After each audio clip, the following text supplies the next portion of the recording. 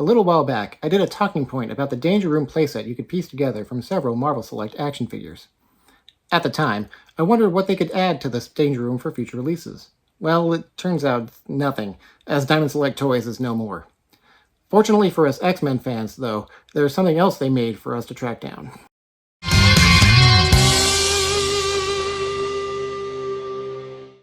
As mentioned previously, the Marvel Select line was a series of action figures initially designed by Toy Biz, released through Diamond Select Toys between 2002 and 2024. Most figures came with diorama pieces as display stands. For the X-Men related figures, many came with a diorama piece that could form to make a Danger Room playset of sorts. For more on that, you can check out the talking point I made. The link will be in this video's description. In 2009, Diamond released a different sort of buildable diorama piece. The X-Mansion front gates.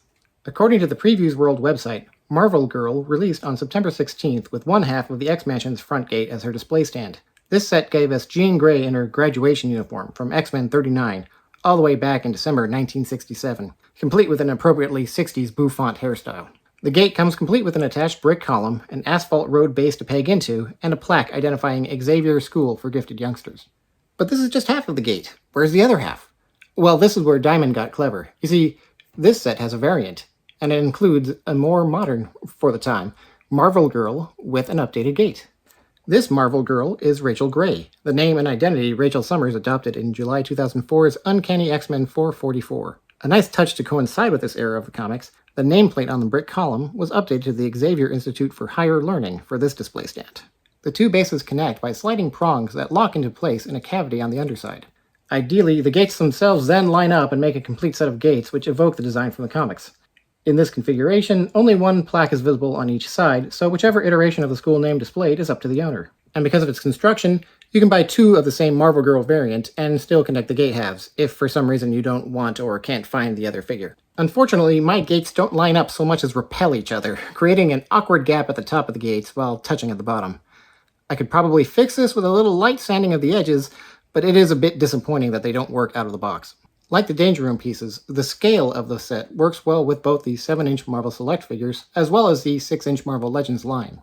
This set is less translatable to the 4-inch Marvel figures, as the bricks in the columns would look way too large on that scale. The Jean and Rachel figures, being variants, share most of their tooling. The heads are different sculpts, while the forearms, torso, and skirt pieces require only minor retooling to differentiate the two. The upper arms and legs are shared between both figures. Amusingly enough, the retooling of one Marvel Girl into another was also done by Hasbro 2 years earlier in their Marvel Legends line. In that case, Rachel was the default figure, while Jean came later that year in a 2-pack with Cable. Rachel also came in a variant deco, which could be found forward or rear-facing in package. In this case, though, I think the translation from Rachel to Jean was less successful than their Diamond Toys counterpart.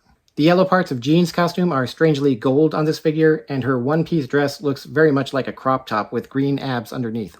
I think Hasbro agreed, as they've since remade this uniform twice.